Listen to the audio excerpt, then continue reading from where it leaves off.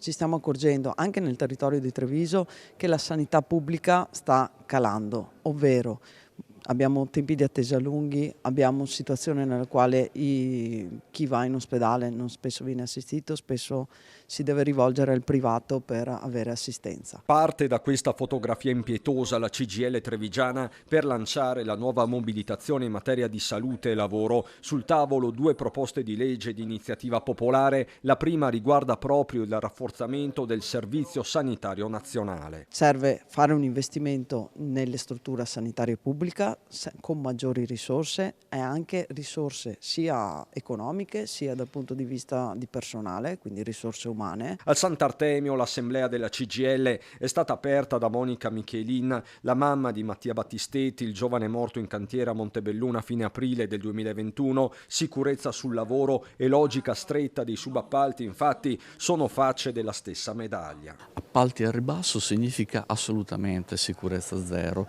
è un concetto che deve semplicemente sparire.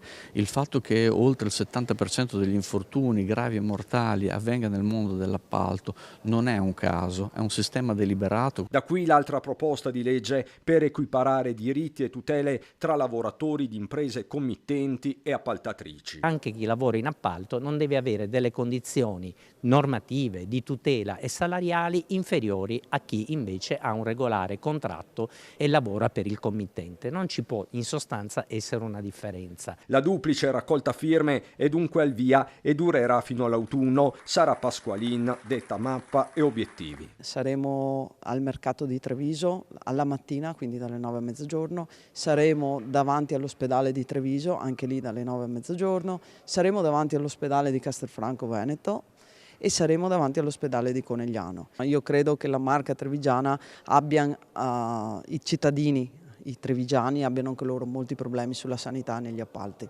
quindi insomma almeno 100.000